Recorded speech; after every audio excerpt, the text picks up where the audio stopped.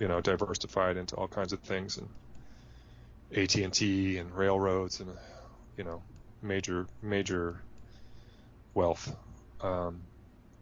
So Ruth and Michael Paine are supposed to be just kind of a random couple living in suburban Dallas who they're liberals, but not communists. Maybe socialist leaning, but patriotic. Ruth's a Quaker. Michael's a Unitarian. They're kind of like ACLU members. But, then you start looking into them, and they have all these family connections. They're living in a very small, modest house in Irving, Texas, outside of Dallas, and a working class neighborhood. And yet Michael Paine is rich. He's got a trust fund of hundreds of thousands of dollars in 1963, which, is a ton of money back then. I think the house they live in cost $5,000 or something. So you start to wonder what's up with these people. Yeah, I love how she says, there was an account. There was an account, Sure. Yeah. She's good at kind of deflecting your questions. Yes, they come from privileged backgrounds.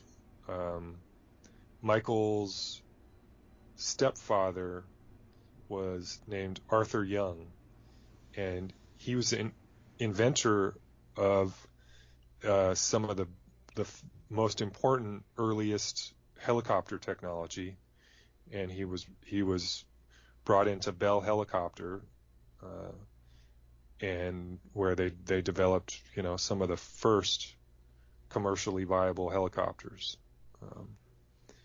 and that was a major military contractor. They made the Huey helicopter, which became famous in Vietnam.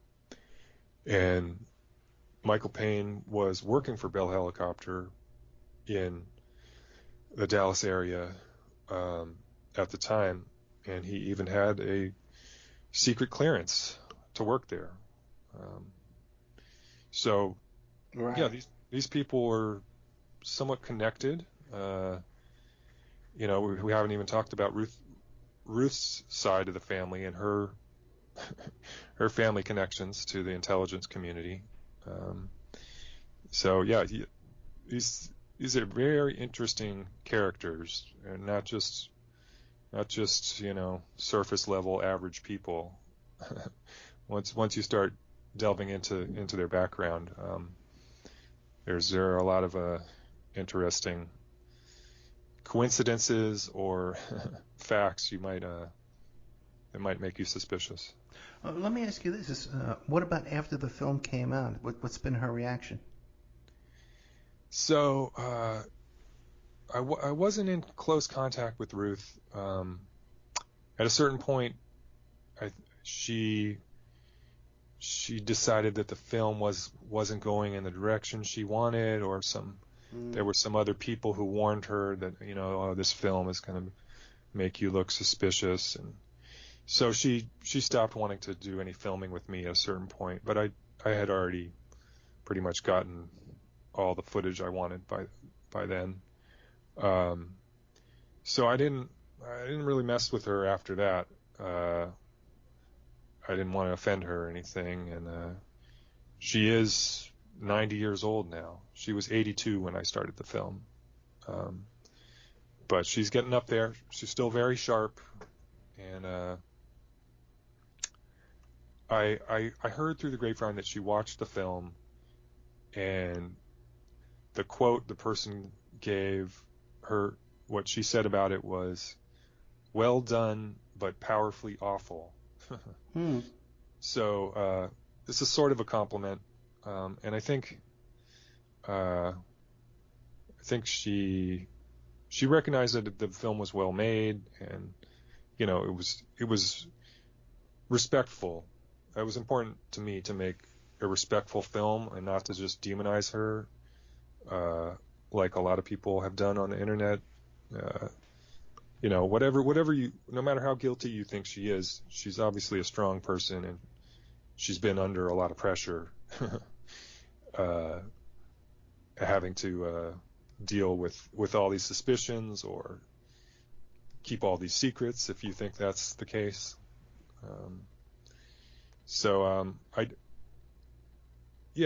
I would agree that the film is very well made, The Assassination and Mrs. Paine, and it's a film even for people that are not JFK conspiracists, and it's a lot of I'm thinking about it right now. Most of the films you see by JFK conspiracists, this is not that kind of film. This is something anybody can watch. You know what I mean?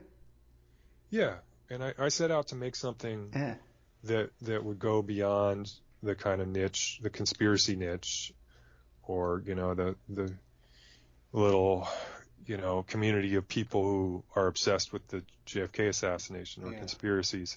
I wanted this to be something more appealing to a broad audience, and to have a kind of a true crime element where you're looking at this person, you're interviewing them, and you're trying to decide whether they're lying or not.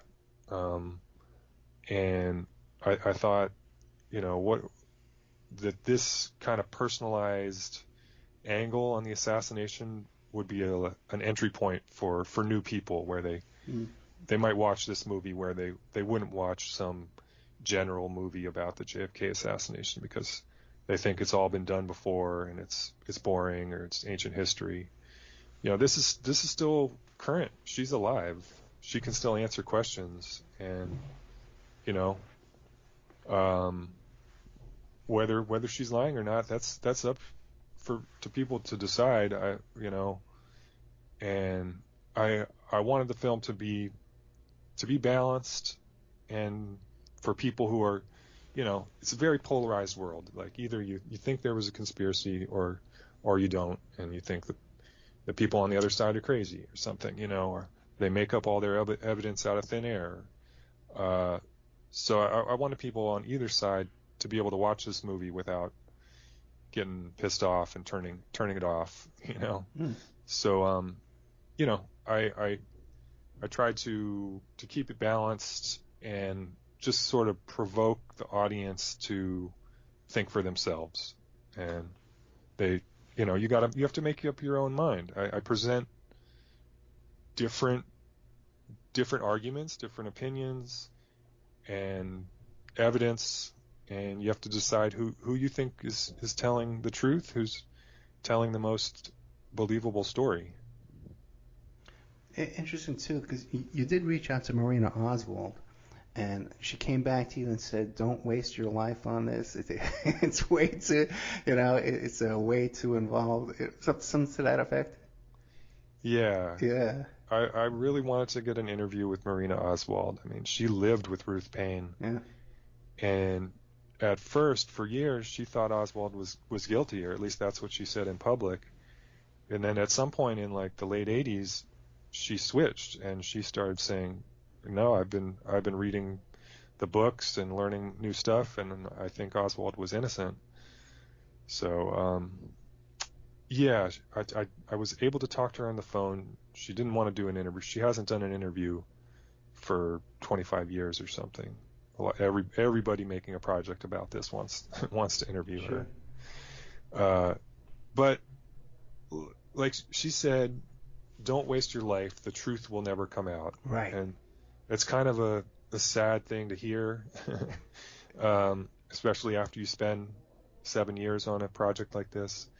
But it's, on some level it's true, but on another, I think it's important to keep trying to, to raise awareness for this issue.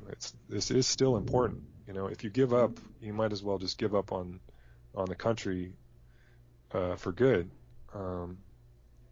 So, yeah, I don't think it was a waste of my life, but I understand her perspective. Yeah. It's like there are people who have dedicated their entire life to the JFK assassination, to researching it, writing books, there are people, it's their main hobby. It's their life's work, even people who are just on online forums, and that's all they do pretty much. So yeah, that's a question. Do you want to spend your life doing that? Some people do. I would like to do other things. I got pretty obsessed with this. I am one of those kind of assassination nerds. I know a lot. I've read a lot of books, but I'd like to move on also. And how has the JFK community? How have they received this film?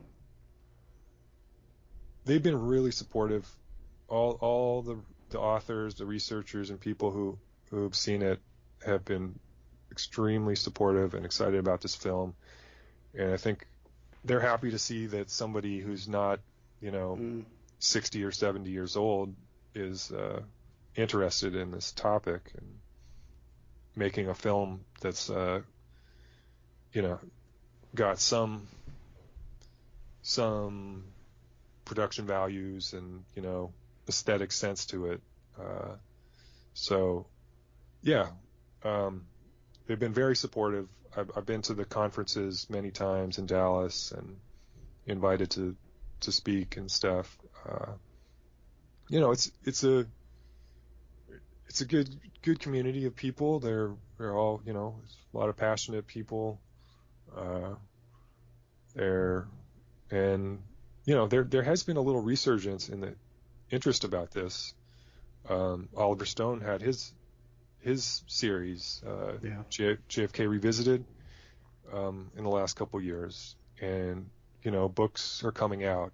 Documents are still being released by the National Archives. These documents have been getting declassified, since 2017. We were supposed to have all the documents declassified in 2017, but they keep blocking it and trickling a few more of them out. So this story's still alive, and I think everybody should learn a little bit about it. It's worth watching a documentary or two, or reading a book or two about it, because there's a reason this story's still alive, because it's one of the most epic, amazing stories in history. I think people will be telling this story 1,000 years from now. One of the things I learned in the film, the assassination and Ruth Paine, and Mrs. Paine, right?